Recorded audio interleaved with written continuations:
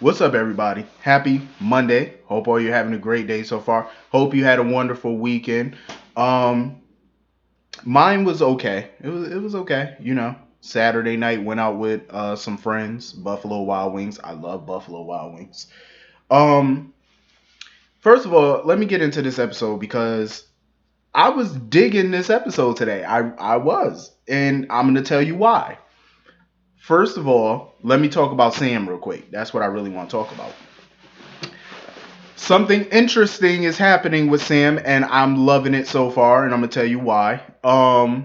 She got a letter, not a letter, but she got something in the mail. It was an obituary from an anonymous person. Somebody sent her an obituary of her now deceased ex-husband. I know everybody, people who have not been watching this show long enough, I know you're probably wondering when the fuck was Sam married prior to Jason and Drew. I'm gonna tell you. So, as we all know, Sam has been on this show since 2003, 15 years. For those who don't know, Sam was a con artist when she first came to town. Prior to her um, coming to Port Charles, she went under a lot of aliases and, fake names, stuff like that. She used to be married to a lot of wealthy men under these aliases. And she used to con them out of their money and stuff like that. So I'm loving where they're going with this with her. It's about time. Sam is getting not only a fresh storyline, but they're going into her past as a con artist, marrying these wealthy men. You know what I'm saying? Under these aliases and fake names and all that bullshit. So she was basically a Black Widow, basically.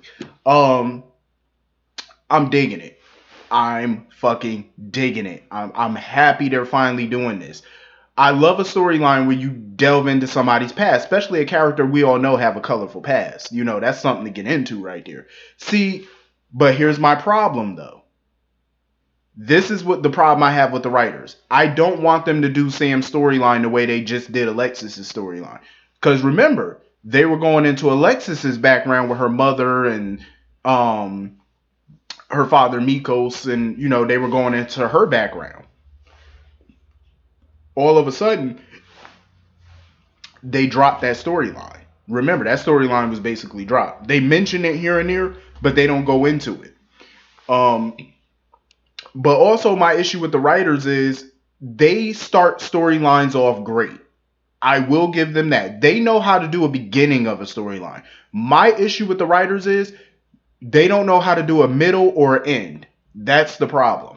That's where they lack. That's what they're lacking in. The beginning of a storyline, they know how to set it up. They know how to get the ball rolling and make you start loving it. But the middle and the end is where they screw up. Once they hit the middle, they lose that momentum that they had in the beginning. And that's how you know. Once they lose that momentum in the middle, that's how you know the ending is not going to get it. You're not going to get a big payoff on the end. You're not going to get that. That's where they have a problem. And I feel like the writers need to step it up when it comes to the middle and the end. Because when you're doing stories, you have to have a compelling beginning to get people to buy into the storyline, to get them hooked. But that middle and that end, you know what I'm saying? Like the middle, you have to keep them entertained. You have to keep them on the edge of their seat. And the end has to have a big payoff to it. You can't have a weak ending. You know what I'm saying? But once you get a weak middle and a weak end, if the storyline towards the end is weak, the whole thing is just gonna be a flop. You know what I'm saying? It's gonna be a flop. I'm telling you. And that's what I hate. That's my biggest problem with these writers. And I've said that before. They have to learn how to do a middle and an end. Simple. They have to learn how to do it. But I'm interested in this storyline. I really am. Soon as I seen that name, I said, "Oh shit!" I said that's one of her ex-husbands from her con artist days. I said, "Okay, there go. I like this." Sam, it's about damn time Sam got some type of storyline. Like something that's a little fresh from her past. We're learning more about her past and how she was when she married these men. You know what I'm saying? Like it's about damn time. I've been waiting for this. Um, and we're finally getting it. It's about time. Hallelujah. Um, Alexis, her attitude towards Jason got to go. I'm just saying. Every time she see Jason, it looked like she just got disgust on her face. I'm like, Alexis, get the hell on somewhere. I like Alexis, that's my girl and all, but when it come to her and Jason, this little beef that you got with him, you need to end that bullshit. I'm just saying, like, come on now. She has not liked Jason ever. She's tolerated Jason all these years. It's like you really need to stop it because that is so annoying. Um, Everybody in town pretty much do not believe Griffin is a killer. None of them believe it. Sonny don't believe it. Carly don't believe it. Jason don't even believe it. And mind you, a lot of these Sam don't believe it. A lot of these people don't even really know Griffin that well, but they know him well enough to know he ain't no damn killer. You know what I'm saying? All of them know it. Even Jordan, Curtis knew it from day one when they arrested him for the crime. He knew it was a setup. He knew. They all fucking knew. Let me get into Jordan and them real quick. Correct me if I'm wrong. Don't be afraid to correct me if I'm wrong, because I thought I heard something, and I got to make sure I heard it correctly. Remember when somebody walked into Jordan's office and stuff earlier? Alexis. When Alexis walked into Jordan's office, correct me if I'm wrong now. Is it me, or did any of you hear Jordan say that the DA was her boss? That DA Dawson was her boss. I could have swore I heard her say, "This is my boss, DA Dawson." I could have sworn I heard her say that. And I'm like, wait a minute, wait, because obviously somebody on the writing crew got something mixed up here. The district attorney has no power over the police commissioner or the police department itself. You have no authority as far as like being somebody's boss. The DA, the prosecution's office, and the police department are colleagues. There is no boss. There is no hierarchy with them. There is no, oh, the DA is the boss of the police commissioner. No, that's not how that works. Because I remember on One Life to Live, when Nora and Bo were working together, because remember, Nora Buchanan was the DA, Bo was the police commissioner. When Bo got fired by the mayor, who is his boss, Nora couldn't fire him nor rehire him. She had no authority to do that because she's not his boss. The mayor is in charge of the police department, not the DA's office. So I just want to make sure I heard that wrong, because I could have sworn I heard her say, "This is my boss." That's what I could have sworn she said that. And I'm like, somebody in the writing team is drinking on the job, because that's not true. DAs are not the boss of the police commissioners. They're not. Police chief, none of them. You ain't the boss of them. Y'all work together, meaning it's a 50-50 thing. The police commissioner is not above the DA. The DA is not above the police commissioner. Y'all are right here at the same level. That's how that is. So anyway, I agree with Alexis. First of all, they cannot hold Griffin there that long, until they finish their investigation. Because Jordan and them try to say, oh, well, we can hold him while we're still investigating this crime. No, you cannot. Here's the thing. You can hold him. Sometimes it depends, but you can hold him up to 48 to 72 hours or something like that. But at the same time, once you charge him, which they did, because they did arrest him and they did charge him. Once you charge him, Griffin has to have an arraignment, basically, which determines whether or not he gets bail. And then they set the trial date. Once you charge him, which they did charge him, you can't sit him in a cell or have him handcuffed in the interrogation room for days on end without some type of arraignment. Once you charge him for a serious crime like murder, you can't do that. So I'm glad Alexis is there for him, letting them know either you're going to let him go, or we're going to deal with this in court in front of a judge, or you're going to have to explain this shit to the media. And God knows you don't want to explain it to the media. Because the last thing a police department and the DA's office need is the media on their ass. That's the last thing you need. You don't want that. Because I'm just thinking, I'm like, yeah, they can't hold him that long.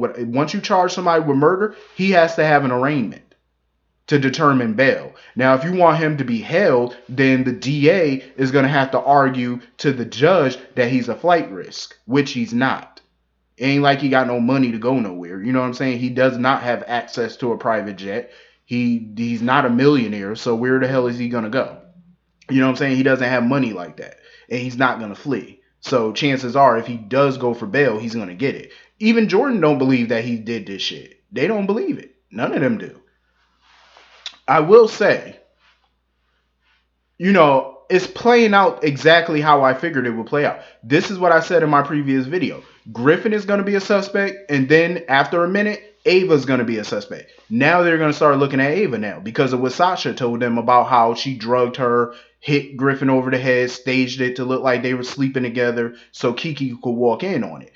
Now Ava's officially a suspect now, which I knew they were going to do. That was predictable.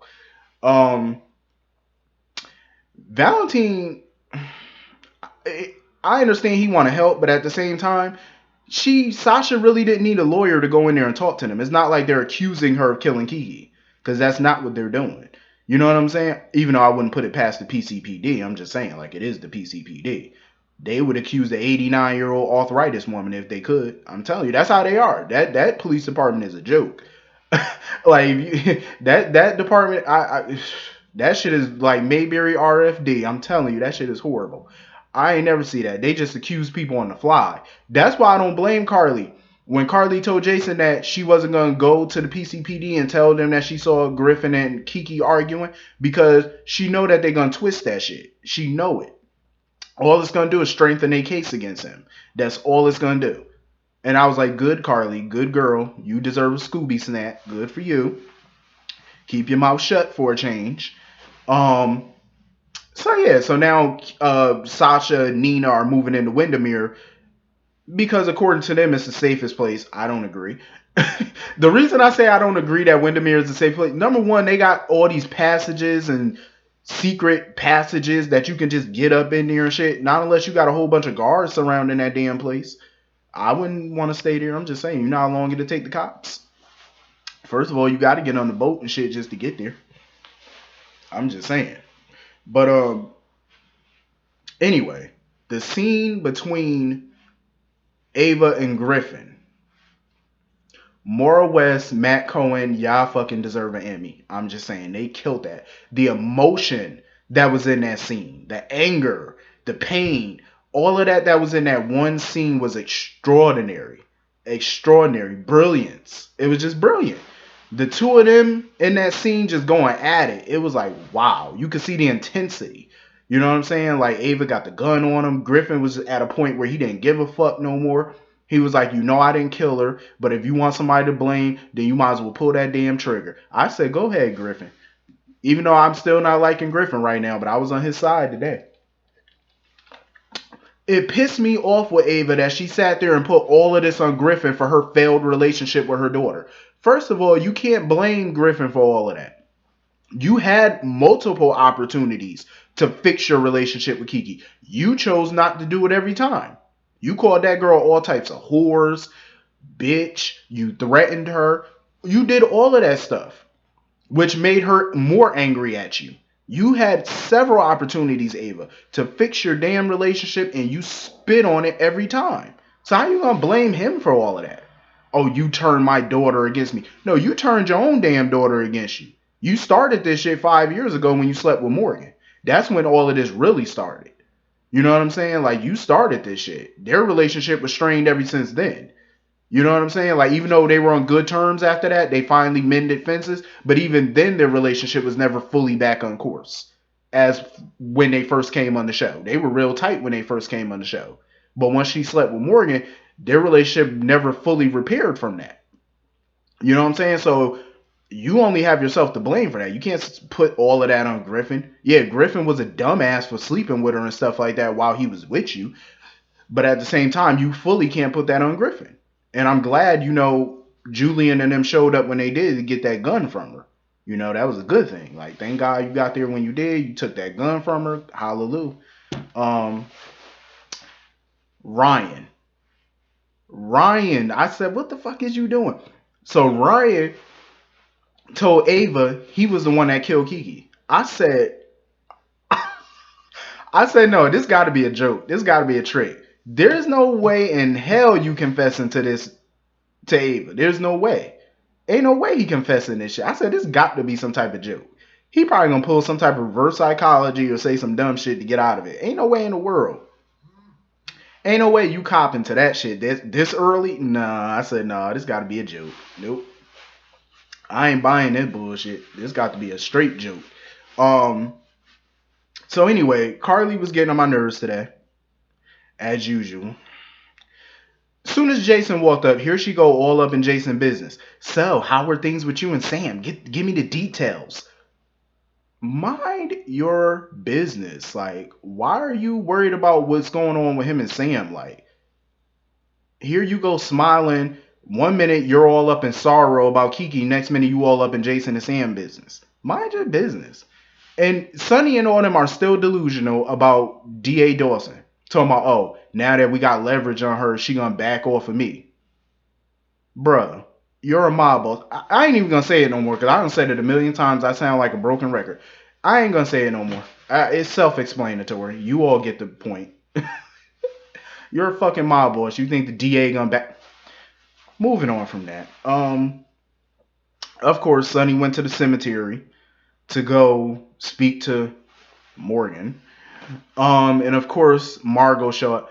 I'm telling you now, before 2018 is over, Sonny is gonna sleep with that girl. I'm telling you.